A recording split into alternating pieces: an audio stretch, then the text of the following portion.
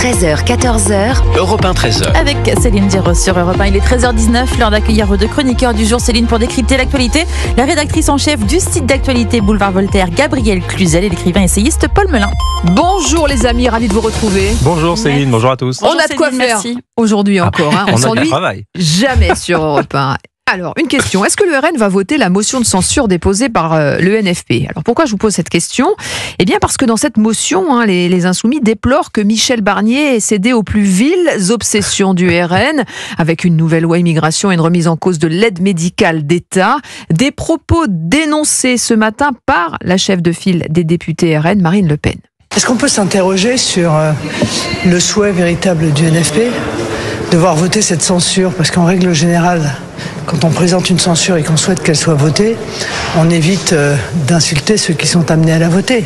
La gauche propose et le RN dispose. Peut-être ont-ils envie que ce budget s'applique, l'épouvantable budget de M. Barnier, pour pouvoir bénéficier du chaos que ça entraînerait sur le plan économique et social. Vous voyez, nous ne sommes pas dans cette stratégie. Voilà, on n'est pas dans cette stratégie, mais est-ce que le RN va la voter ? Tout à l'heure, Vincent Trémollet-Villers, notre éditorialiste du Figaro, disait, après le penser contre soi, le voter contre soi. Gabrielle Cluzel, tous les moyens sont bons pour faire tomber l'exécutif ? Alors c'est vrai que c'est un peu compliqué, parce que ce qui motive, à mon avis, principalement cette motion de censure, au-delà de tout ce que l'on a pu expliquer pour le RN, c'est la façon dont le RN et ses électeurs ont été méprisés. Alors c'est vrai que ça va être difficile de voter une motion de censure de gauche qui est méprisante. Parce pour que le la RN. gauche, je le rappelle, ne vote pas celle du RN. Et voilà, de son elle n'a côté, jamais voté donc, de motion de censure du RN. Alors on voit pas très bien comment elle commencerait aujourd'hui. La seule façon de faire tomber le gouvernement, c'est que le RN vote celle de la gauche. Et on a l'impression, de fait, on peut suivre le raisonnement de Marine Le Pen, que la gauche n'a pas très envie qu'on la vote, puisque sans le Rassemblement national, le gouvernement ne tombera pas, et néanmoins, ils ont une motion de censure qui est repoussoire pour le Rassemblement national. C'est difficile de dire vote pour une motion de censure qui est en train de te cracher dessus. Ouais, donc qui c'est vomit assez les idées du RN, compliqué. Donc c'est vrai que elle se retrouve face à un dilemme. C'est peut-être pour ça que Bruno Retailleau dit attendez, c'est peut-être pas terminé l'aventure.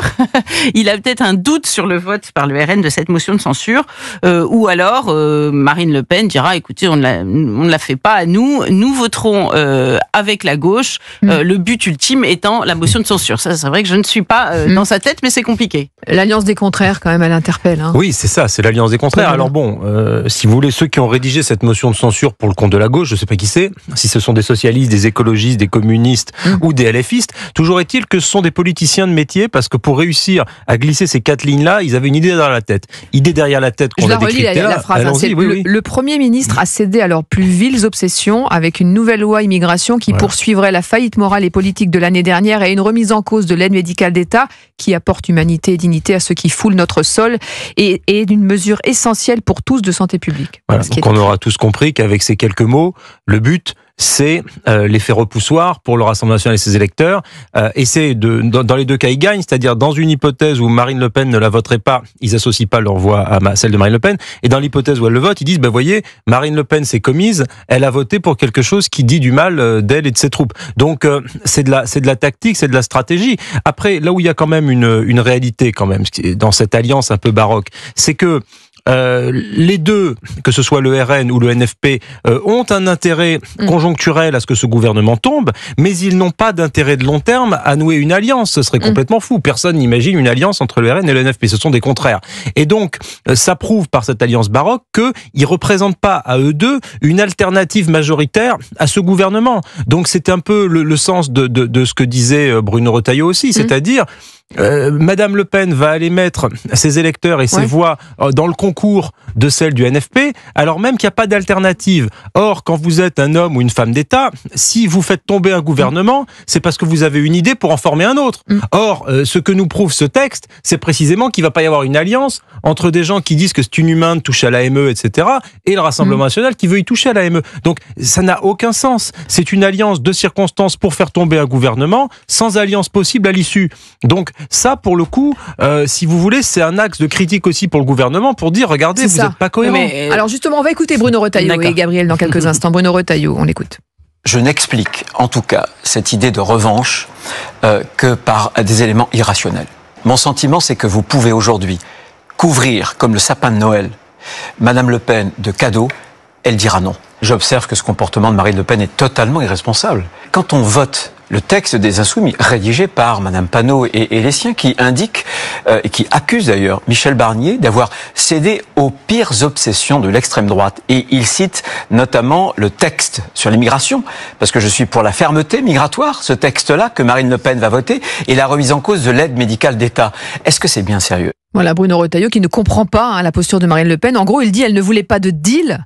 C'est clairement ce qu'il dit. En gros, quoi qu'il arrive, elle aurait voté la motion de censure. Il y a 2 points, c'est que, avec tout le respect qu'on peut avoir pour le ministre de l'Intérieur, lui aussi est dans une forme de contradiction dans ce qu'il dit, puisque quand il dénonce cette alliance de la carpe et du lapin avec la France Insoumise, rappelons que ça a été la même chose dans le cadre du Front républicain. Moi, je n'en connais qu'un qui l'ait dénoncé réellement, qui est dit préférer voter RN que France Insoumise, que le nouveau Front populaire, en tout cas. C'est Monsieur Bellamy, et il s'est fait recadrer au fil. Proprement, ouais. Voilà, par notamment Laurent Wauquiez. Donc, si vous voulez, c'est un peu compliqué aujourd'hui pour DLR de dire au RN, écoutez, vous pouvez pas faire ça, c'est affreux. Bah, les gars, vous l'avez fait. Olivier Marleix, il a profité d'un désistement du nouveau Front populaire, par exemple. Alors, je cite pas Wauquiez parce que lui, il aurait été élu. Il y a eu un désistement, mais il aurait été élu sans cela. Il avait suffisamment de voix. Donc, il faut bien rétablir la vérité. Maintenant, sur le reste, peut-être que Michel Barnier a eu l'impression de faire beaucoup de cadeaux, mais ce n'a pas été, en tout cas, le sentiment du Rassemblement national qui avait fixé des lignes rouges et qui ne les a pas 3 sur 4, et qui ne les a pas obtenues. C'était pas ce qu'ils avaient demandé, donc ils sont restés fidèles à leur première ligne. Il faut voir qu'ils ont un électorat historique. Ils ont 2 formes d'électorat. Ils ont un électorat historique qui était pour la motion de censure. Tous les sondages le montraient. Et cet électorat est souvent dit de la droite, dite LR, classique, ordinaire, qu'elle les avait trahis. Et donc, si Marine Le Pen avait reculé sur ses fils rouges, elle aurait donné une impression de trahison. Mais c'est vrai que c'est une ligne de crête pour le Rassemblement national. Il y a une autre droite qui est dans le sillage du LR Ciotti, plus bourgeoise, oui. Mais qui est tentée, pour lequel d'ailleurs Éric Zemmour a parfois constitué un sas, qui est tenté par le vote Rassemblement national et qui aime l'ordre. Vous savez, c'est la France du petit matin qui travaille exactement et qui construit. Donc elle n'aime pas le chaos qui détruit. Donc cet électorat-là peut-être chiffonné. Alors, charge à elle de montrer que ce ne sera pas le chaos, sinon de fait, elle risque d'être ennuyée. Non, très vite, mais c'est vrai que l'enjeu pour Marine Le Pen, c'est pas de consolider, à mon avis, sa base, c'est-à-dire sa base d'électeurs qui, je crois qu'ils étaient 60 et quelques %, 62 me semble-t-il, à vouloir cette motion de censure dans son camp, c'est d'aller chercher précisément ceux qui ne la voudraient pas, cette droite orléaniste, cette droite plus modérée, cette droite plus bourgeoise, plus urbaine, etc., dont Marine Le Pen a besoin pour conquérir le pouvoir. Et j'ai peur, moi, que, en tout cas, si j'étais son conseiller, ce que je dirais, c'est que peut-être que là, paradoxalement, elle s'éloigne de la conquête du pouvoir, elle s'éloigne de la figure de la femme d'État en s'associant à cette motion de censure avec la France insoumise. Là où Bruno Retailleau ou Michel Barnier, mais surtout Bruno Retailleau, vont eux récolter les lauriers d'une forme de stabilité, de figure d'État qui va quand même lutter contre l'immigration illégale, contre l'insécurité, etc. Bon, en tout cas, c'est un choix difficile, mais justifié par Jean-Philippe Tanguy, le député RN de la Somme, qui était l'invité ce matin de Sonia Mabrouk. On l'écoutera dans quelques instants. À tout de suite sur Europe 1. Europe 1, il est 13h27. Vous écoutez Céline Géraud.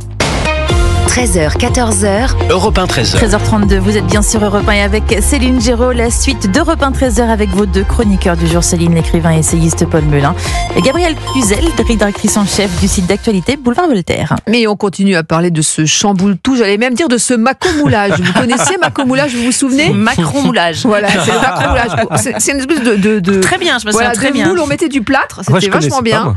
Mais sauf quand on démoulait, c'était rarement comme on l'avait imaginé. Alors sur la photo, c'était un joli Mickey avec des oreilles, mais en fait, en vrai, c'était... voilà. Alors là, on ne sait pas. Ça me rassure parce que je rêvais d'avoir ça, donc je suis rassurée de voir que le résultat était décevant. Je l'ai jamais eu. Moi, je l'ai eu et je veux dire que j'ai jamais réussi. En tout cas, le RN a déposé donc une motion de censure contre le gouvernement Barnier hier, un choix difficile, mais justifié, vous allez l'entendre, par Jean-Philippe Tanguy, député RN de la Somme. Il était l'invité de Sonia Mabrouk ce matin pour sa grande interview sur Europe 1 et CNews.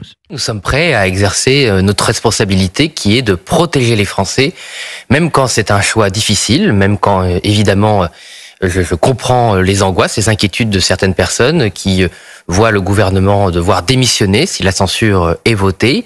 Mais notre devoir, c'est de dire aux Françaises et aux Français que le budget que proposait Michel Barnier était dangereux et toxique pour la France. Il ne respectait pas les lignes rouges que le Premier ministre avait lui-même fixées, à savoir rétablir les comptes. Les comptes ne sont pas rétablis avec ce budget. On est déjà dans un dérapage encore de 12 milliards d'euros sur ce qui était promis. Et surtout, il n'y a aucune justice sociale et économique. Nous allons en parler en détail. Est-ce que vous êtes prêt surtout à voter la motion de censure de la gauche et donc le texte de Madame Panot, de Monsieur Bompard et consorts qui vomissent vos idées, votre parti et vos électeurs? Oui. Oui, je comprends. Vous allez voter une motion de censure qui propose de vous censurer, de censurer vos idées. Pour une raison simple, Madame Mabrouk, c'est qu'en fait, on ne vote pas ce texte. Ce texte, si vous voulez, c'est une espèce d'artifice à côté. Nous votons la censure. Et nous votons seulement la censure par la Constitution. La gauche, évidemment, elle l'a fait aussi avec les retraites, multiplie les outrances, fait du gros rouge qui tâche pour nous dévier de notre trajectoire d'intérêt national. Mais même si on nous critique, même si on nous insulte, nous, on défend l'intérêt national. Et l'intérêt national, c'est de stopper cette énième dérive budgétaire. Il est quand même écrit dans cette motion de la gauche que le Premier ministre a cédé aux plus viles obsessions de l'extrême droite. C'est vous. Loi immigration, remise en cause de l'AME. Donc vous allez voter avec le sourire un texte qui vous insulte. Et vous n'avez aucun scrupule, qu'on comprenne bien ce matin. Je voterai sans sourire, parce que c'est un moment grave. Ça ne me fait pas plaisir de censurer un gouvernement de mon pays. Mais ce que peut dire la gauche, le fait qu'elle s'agite, si vous voulez, ça ne m'intéresse pas. N'êtes-vous pas définitivement aujourd'hui dans le camp des destructeurs de fait? Je leur dis, ne faites pas confiance à ceux qui ont ruiné la France. Ne faites pas confiance à ces gens qui ont accumulé en 50 ans de déficit continu, plus de 3 000 milliards de dettes, qui ont détruit notre industrie. Encore, vous avez vu Legrand qui va fermer 2 usines qui vont aller en Estonie et en Europe de l'Est. Ne laissez pas impressionner par ces gens qui ont détruit l'école. Qui est l'artisan du chaos ce matin, Monsieur Tanguy? Plusieurs ministres dans différents médias vous appellent à la raison. Vous avez parlé... Il reste encore quelques heures, disons les choses. Il reste encore un jour. Oui. Est-ce que vous êtes sûr que vous allez voter? Est-ce que c'est votre dernier mot, si je puis dire, même si la situation est grave, la motion de censure de la gauche? Oui, nous en sommes sûrs, parce que c'est notre devoir. Voilà, c'est son dernier mot. Il y a aussi le coup de fil à un ami et le 50-50. Mais bon, voilà. En tout cas, on vote la censure, pas le, on vote la censure. On vote la censure, pas le texte. Bah oui, c'est ça.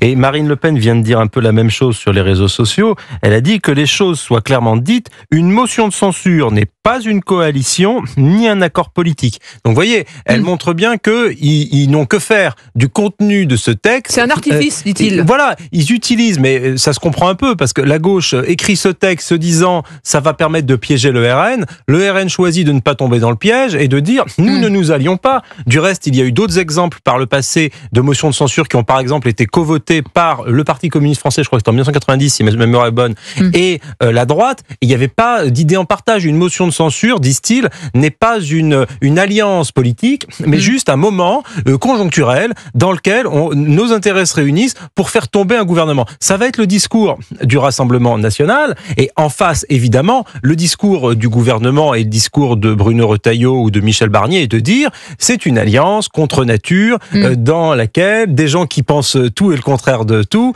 s'allient pour nous faire tomber sans possibilité d'alternative. Donc la crise politique va commencer à partir de mercredi. C'est ça. Charge au président de la République de renommer un Premier ministre assez rapidement. Ça va être la seule chose qu'on va devoir observer. Mais on rentre dans quelques jours, voire semaines, qui vont être très critiques. Gabriel Cluzel, finalement, le RN tombe dans le camp du chaos. En s'associant aussi avec la France Insoumise. Écoutez, et le NFP. Pas forcément, parce que regardons les hypothèses. Ce qu'agite le gouvernement actuel, Bruno Retailleau notamment, et d'ailleurs Marine Le Pen avait réutilisé cette expression, avait utilisé la première, c'est plutôt Jean-Philippe Tanguy qui l'a réutilisé, de gros rouge qui tâche. Elle lui avait répondu, c'est du gros rouge qui tâche, c'est pas digne de vous. Bruno Retailleau avait dit, attention, on va avoir Louis Boyard à l'intérieur, et Mathilde Panot, je ne sais où, mais où que ce soit, ça tente pas forcément la droite, soyons clairs. Et elle lui avait dit, non, en fait, elle avait dit à son entourage qu'il avait propagé, non, parce que ce n'est pas possible d'avoir quelqu'un de gauche. Il sera immédiatement censuré. C'est-à-dire que, évidemment, quelqu'un de LFI ou du Nouveau Front Populaire sera censuré à la fois par le RN et les LR, et même Cazeneuve, ce n'est pas possible parce que il est trop détesté dans son propre camp, donc il n'y a pas d'hypothèse de gauche. Oui. Donc, quelles sont les hypothèses suivantes? Renommer Barnier? Non. il se passera la même chose. Non, parce que je dis ça parce que Pompidou, sous De Gaulle, avait été renommé. Et certains demandent à ce que Barnier soit renommé. Oui, le problème, c'est que le général De Gaulle avait à l'époque la possibilité de dissoudre l'Assemblée. Oui. Mais le Joker a déjà utilisé en l'occurrence. Donc, on va pas remettre le même pour rejouer le même jeu. C'est bon. Bis repetita. Donc, quoi d'autre? Un gouvernement dit technique, avec des gens apolitiques. Tant est qu'on puisse être apolitique sur un budget qui est quand même très politique, dans un moment très politique. Mais bon, néanmoins, ça, c'est pas le chaos. Et puis, Le Cornu, son nom circule beaucoup. Sébastien Lecornu, le ministre actuel des Armées, c'est quelqu'un qui est vu comme retaillot presque. Bon, donc ce ne serait pas de la droite, le chaos. Mais le gouvernement pourrait aussi rester avec plusieurs ministres qui resteraient en exercice. Exactement, on peut imaginer que Bruno Retailleau reste à sa place. Et dernière hypothèse, et là ça plairait à beaucoup d'électeurs du RN, mais pas que, parce qu'il faut bien être conscient que la présidence de la République est quand même usée. Une démission, mais ça ne s'appuie sur rien. Emmanuel Macron n'a jamais commencé le début d'une hypothèse de démission, d'une démission. Voilà les hypothèses. Donc, en tout cas, ce ne sera pas Lucie Castet en première ministre, ça c'est certain. Alors justement, vous parlez de la démission d'Emmanuel Macron, et si c'était ça la véritable cible finalement du Rassemblement national, qui veut fragiliser certes l'exécutif et Michel Barnier, mais aussi pousser Emmanuel Macron à la démission. On va écouter justement les membres du NFP qui ne sont pas du tout d'accord sur ce sujet. Écoutez Alma Dufour, donc députée LFI de Seine-Maritime, et Olivier Faure, premier secrétaire du PS et député de Seine-et-Marne. Cette crise, on en sortira quand Emmanuel Macron ne sera plus là, puisque c'est lui qui l'a provoqué et c'est lui qui bloque tout aujourd'hui. C'est lui qui veut pas céder un pouce sur son bilan économique pourtant désastreux. Bref, donc on est convaincus, et d'ailleurs les Françaises et les Français en sont convaincus. Parce que globalement, Emmanuel Macron est vraiment rejeté par une grande majorité des Françaises et des Français. Il faut qu'ils le comprennent, ça. Il y a un problème. Mais qu'est-ce qui se passe si demain il y a une nouvelle élection présidentielle ? D'abord, je le dis à Jean-Luc Mélenchon, il est vraisemblable que Marine Le Pen sera très très haute au premier tour et qu'elle peut l'emporter. Est-ce que la gauche peut vouloir la victoire de Marine Le Pen ? Première réponse, non. La deuxième réponse, c'est que même un président nouvellement élu, avec quelle majorité gouvernerait-il le pays ? En tout cas, le moment n'est pas venu de faire tomber Emmanuel Macron. Olivier Faure. Voilà, Alma Dufour et Olivier Faure, ils sont pas d'accord au sein du NFP sur le sujet de la démission d'Emmanuel Macron. Et une fois n'est pas coutume, moi je suis d'accord en revanche avec Olivier Faure. En tout cas avec son analyse, son décryptage. C'est-à-dire qu'il est vrai que si jamais on appelait à la démission du président de la République, n'a aucun sens. Je sais pas. Effectivement, la France Insoumise appelle à la démission d'Emmanuel Macron. Ceci dit, la France Insoumise a quasiment commencé à appeler à la démission d'Emmanuel Macron 3 jours après qu'il ait été élu en 2017. Ce sont des gens qui appellent à la démission de tout et de tout le monde tout le temps. Mais la réalité, c'est que si jamais Emmanuel Macron démissionnait là dans 15 jours, ce qui ne fera pas, de toute façon, les élections législatives, elles ne seront pas convoquées avant septembre. Donc on va avoir la même assemblée jusqu'à septembre, gouvernée je ne sais comment, avec je ne sais quel Premier ministre. Il y aura une élection présidentielle anticipée qui ne pourra pas se tenir en bon ordre, parce que ça va être la pagaille. On va pas avoir le temps de s'organiser, les gens vont pas avoir le temps de lire des programmes, les programmes vont pas avoir le temps d'être faits. Une démocratie, pour fonctionner, elle a besoin d'un peu de sérénité. Et très franchement, je trouve que, mais alors là, s'il fallait encore prouver qu'il n'y a pas beaucoup d'hommes et de femmes d'État à LFI, je ne sais pas si c'est encore à prouver, mais en tout cas, il prouve une fois de plus que ce ne sont pas des gens responsables et des gens en mesure de proposer une vraie alternative au pays. Alors, stratégie de la bordélisation, voilà, on peut employer ce mot-là. Qu'en pense Gabriel Cluzel ? Eh bien, on va en parler dans quelques instants. Ça, c'est du teasing. Je vais vous entendre justement sur cette stratégie de pousser Emmanuel Macron à la démission. Est-ce vraiment plausible ? On va en parler dans quelques instants. De 13h à 14h, vous écoutez Céline Géraud. Bon début d'après-midi sur Europe 1. 13h, 14h. Europe 1, 13h. 13h46 sur Europe 1, Europe 1, 13h. Dernière partie avec vous, Céline Géraud. Et aujourd'hui, vos deux chroniqueurs du jour, Gabriel Cluzel et Paul Melun. Le dernier sprint et la dernière danse aussi, pourquoi pas, pour Michel Barnier qui est en sursis. On en a parlé avec ses 2 motions de censure. Alors, on entendait tout à l'heure, effectivement, Alma Dufour et Olivier Faure qui n'étaient pas d'accord sur l'idée de pousser Emmanuel Macron à la démission. Votre posture, qu'en pensez-vous, Gabriel Cluzel ? Je trouve difficile pour la gauche de tenir ce genre de discours quand même, parce que même s'ils peuvent, dans leur analyse, dire qu'ils déroulent le tapis rouge pour Marine Le Pen, c'est difficile face à leur électorat d'arguer du fait qu'il faudrait laisser Emmanuel Macron. Donc je ne sais pas comment Olivier Faure va réussir à tenir les 2 bouts de la corde. Mais s'agissant de la démission, alors c'est vrai qu'on pourra peut-être, certains le feront, c'est certain, reprocher à Marine Le Pen de jouer son propre calendrier, puisque pousser Emmanuel Macron à la démission, encore une fois, avec des si et des mais, on met pas rien en bouteille, hein, mais néanmoins... Le calendrier judiciaire, là. Voilà, il y a son calendrier judiciaire, de fait. Le coup près des juges peut tomber... 31 mars. Le 31 mars, et donc pour elle, la fenêtre, évidemment, elle est ici en ce moment. Mais il n'y a pas que ça. C'est vrai qu'on peut se demander, à l'instar de Philippe de Villiers, par exemple, qui est convaincu que par la pression, alors je crois que ce sont les 3 adjectifs qu'il utilise, populaire, politique et financière, Emmanuel Macron, pour lui, ne peut pas rester. Voilà, parce que ce sera trop fort. C'est-à-dire, c'est vrai que si se succèdent des remaniements incessants, s'il y a vraiment un désamour, pour pas dire une détestation d'une majorité de rejet, Français, pour le coup, voilà. Et puis il y a un certain nombre d'arguments qui peuvent pousser à Emmanuel Macron, même à son corps défendant, à démissionner. Il y a des gens aussi raisonnables que Pierre de Courson et Jean-François Copé qui l'affirment. Et ça, c'est quand même une petite musique qui monte et qu'on peut pas écarter. En attendant, il faut solver le soldat Barnier. Voilà, c'est un peu ce qui revient en ce moment au sein du socle commun, même si ces jours semblent compter. On va écouter justement Gabriel Attal, chef de file des députés Ensemble pour la République. Il a demandé hier à ne pas voter cette motion de censure, sans appeler clairement d'ailleurs au maintien de Michel Barnier à la tête du gouvernement. L'heure est grave. La France a besoin de stabilité. J'appelle chacune et chacun à être à la hauteur de ce moment. Ce qui se joue là, et ce qui est devant nous, c'est une situation où les socialistes, avec les insoumis, le Rassemblement national, les communistes et les écologistes vont mêler leurs voix pour plonger notre pays dans l'inconnu. Ça n'est pas responsable. Voilà, plonger dans l'inconnu sans parachute, mais bon... le socle commun, un socle, normalement, c'est solide, Paul Melun. Sauf que là, on a la sensation que... C'est un socle qui a été, effectivement, qui a vacillé à plusieurs reprises, y compris d'ailleurs avec quelques... Peut-être, je dirais, je mets ça comme une hypothèse. Ils n'ont pas été bons camarades, quand même. Voilà, c'est exactement ce que j'allais vous dire. Je dirais même, peut-être plus fort que vous, je dirais qu'il y a peut-être, je dis ça comme ça, quelques tireurs dans le dos, y compris dans le camp de M. Barnier et de ce gouvernement. Et je ne donnerai pas de nom. Gabriel Attal, d'ailleurs, a été l'un des artisans de la discorde. Voilà, vous donnez un nom, moi j'en ai pas donné, mais en tout cas, il est vrai qu'il y a eu quelques artisans de la discorde en interne, et si vous demandez à plusieurs personnes qui ont exercé des responsabilités très importantes en politique, tous vous diront que les pires ennemis viennent de votre camp et pas du camp d'en face. Donc il y a aussi un certain nombre de personnes... Tout quoque fini, comme disait César à Brutus. Toi aussi mon fils. Donc moi je pense qu'il y a de ça. Après, ce socle commun, ce socle central, là où il avait quand même, et il a toujours une utilité, c'est que avec la tripartisation de la vie politique, et ça c'est pas Emmanuel Macron qui a appuyé sur un bouton et qui a fait la tripartisation, elle s'est faite à l'issue des élections législatives. On me répondra, il y a eu ce front républicain, il était contre nature, ça. Il n'empêche que les Français ont voté et que ce qui sort de ce vote, il faut respecter Vox Populi, Vox Dei, puisqu'on fait du latin. Effectivement, aujourd'hui, il y a 3 blocs. Et dans ces 3 blocs, le seul qui est en capacité de gouverner en neutralisant un des 2 blocs, c'est le bloc central.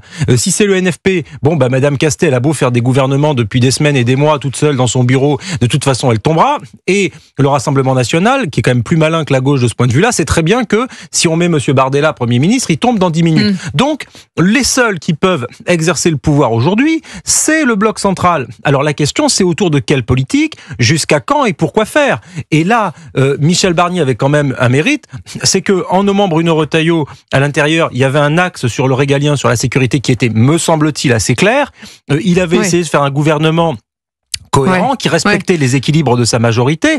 Donc là maintenant, ce renversement va créer un nouveau gouvernement, très probablement. Gouvernement qui, alors on faisait quelques hypothèses tout à l'heure avec Gabriel. Prendre un peu un virage à gauche quand même. Ah moi non, je pense qu'il va précisément faire le contraire, c'est-à-dire se recentrer sur la droite. D'accord. Pour pas perdre l'air, parce que de toute façon, il peut pas y avoir de gouvernement de gauche. Parce que dans ce cas-là, le socle commun serait définitivement enterré. Si vous nommez un Premier ministre de gauche, forcément les LR vont s'en aller, il sera censuré. Donc même si c'est Monsieur Cazeneuve, pour qui j'ai par ailleurs le plus grand respect, Monsieur Cazeneuve, il arrive là, il va pas vous ramener 3 élus socialistes, et par contre, parce que Monsieur Faure, lui, il tient le Parti socialiste et qui fera éliminer tout de suite un gouvernement Cazeneuve, en revanche, Cazeneuve agira comme un épouvantail pour la droite et pour la droite nationale. Donc il tombera. Donc Emmanuel Macron n'a pas d'autre choix que nommer un Premier ministre de centre droit ou de droite. Gabriel Cluzel. Oui, c'est vrai, d'autant que stratégiquement, en repêchant LR, si je puis dire, qui était le bonnet d'âne des élections, on va pas se mentir, en leur redonnant de la visibilité, en nommant des Retailleau,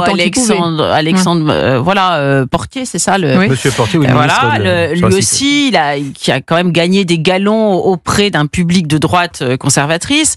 Il va rogner sur l'électorat potentiel, encore une fois, LR, Ciotti ou Zémoris qui qui seraient tentés in fine de voter Marine Le Pen.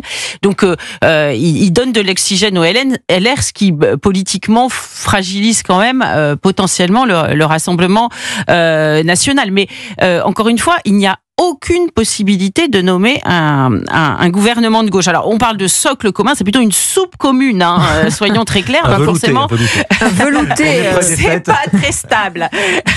C'est pas très stable. Et puis, il faut dire que Michel Barnier, vous parlez de Gabriel Attal, c'est vrai, il n'a pas été bon camarade, c'est un euphémisme, mais Michel Barnier les a un petit peu agacés, ou en tout cas, peut-être que ce n'est pas lui, je sais pas très bien comment ça s'est tramé, mais quand Laurent Wauquiez est arrivé triomphalement au journal de 20h pour expliquer ce qu'il avait gagné sur les retraites, etc., ça a fortement agacé le clan macroniste de ce socle commun. Donc on voit que ça va être compliqué de tenir sur ce pseudo-socle. Il y a Laurent Jacobelli du RN qui dit que c'est Gabriel Attal qui a mis le chef du gouvernement dans cette situation impossible. C'est lui qui a appuyé sur le bouton de la censure. Ceux qui ont mis un revolver sur la tempe du gouvernement quand même depuis le début, c'est le Rassemblement national. Mais j'ai envie de dire, c'était clair des deux côtés. C'est-à-dire que du moment que Michel Barnier n'avait pas de majorité à l'Assemblée nationale, il fallait négocier une paix des braves pendant quelques semaines avec soit le NFP, soit avec le RN. Il semble que le choix de Michel Barnier soit plutôt porté sur le Rassemblement national, ce qui d'ailleurs est pas inintéressant puisque ça avait permis au Rassemblement national ces derniers mois de montrer qu'il pouvait être un partenaire. Et dans ces cas-là, ce qui se passe, et c'est ce qu'a fait Michel Barnier, et c'est ce que même avait fait Emmanuel Macron jadis, on prend des émissaires, je crois que Thierry Solaire faisait partie de ces émissaires, pour aller parler à Madame Le Pen, voir sur quelle ligne rouge elle prend pas, qui elle veut comme Premier ministre ou pas. C'est pour ça que Xavier Bertrand ou Bernard Cazeneuve en leur temps avaient été disqualifiés. Et vous faites de la politique, un peu dans l'esprit de ce qui se faisait en France sous la 4e République, avec ces fameux régimes des partis. C'est-à-dire qu'on noue des alliances pour faire en sorte qu'il y ait quand même un gouvernement qui soit nommé. Et la Constitution de 1958, notre 5e République, nous permet de faire ces alliances. Elle est très bien faite, notre Constitution, on le doit à De Gaulle et à Debré, on peut les remercier chaque jour, parce que ils ont mis en place une Constitution qui fait qu'il n'y a pas de blocage, même sur le budget, d'ailleurs, même sur le vote du budget. Donc, grâce à la solidité de nos institutions, même s'il y a de la division au sein de l'Assemblée nationale, même si le paysage politique est pas clair, tout est fait, tout est calibré pour que le président de la République reste le président jusqu'à la fin de son mandat qui lui a été conféré il y a 2 ans, et qui puisse appeler un gouvernement, et que si le gouvernement Barnier tombe, il y aura un autre gouvernement qui sera nommé. Mais alors le gouvernement Barnier qui tombe, c'est un peu un échec aussi pour ce socle commun, c'est aussi l'échec d'une coalition, c'est-à-dire que oui, mais en gros, la France n'est pas faite pour ça aujourd'hui. Là, vous parlez de la solidité des institutions, c'est vrai, la 5e République, on a toujours dit, c'est très solide, c'est mieux que la 4e République, mais ça devient une prison quand en réalité plus rien ne tient. C'est une espèce d'étau dans lequel la politique est contenue, les Français, et on peut plus s'en sortir. La situation est bloquée, on le voit bien, il va bien falloir à un moment en sortir. Donc je crois que ce socle commun n'a pas beaucoup d'avenir, comme à chaque fois qu'on allie la carpe et le lapin. Moi je trouve quand même que Michel Barnier aurait pu convier plutôt Marine Le Pen. Ça a été très long. Vous savez, il s'est dit je vais être gentil avec elle, je vais lui faire un demi-sourire. Voilà, il l'a pas traité. Voilà. Et comme disent les enfants, il l'a pas calculé. Vous voyez. Matignon dit aujourd'hui que le RN aurait refusé 3 rendez-vous. Voilà. Ce sera intéressant de l'éclaircir. Ça c'est un sujet. Voilà. Et ce sera évidemment au menu d'Europe 1 Soir avec Pierre de Villeneuve qui ne manquera pas de revenir sur tous ces rebondissements. Rien n'est fini, on ne s'ennuie jamais sur Europe 1. Merci beaucoup pour ce décryptage toujours précieux. Et on se retrouve demain dès 13h. C'était Céline Giraud de retour demain de 13h à 14h. Et demain matin, notez que Thomas Hill recevra Bob Sinclair pour le livre Bob Sinclair et DJ Yellow. Nos 30 ans de French Touch, sorti aux éditions Emeria France. Demain, de Bob Sinclair. Invité de Thomas Hill de 9h30 à 11h dans Culture Média sur Europe 1. Rendez-vous à ne surtout pas louper. Restez bien avec nous sur Europe 1. La suite de votre après-midi, c'est avec Christophe Ondelat, 14h-15h. On de la raconte sur Europe 1.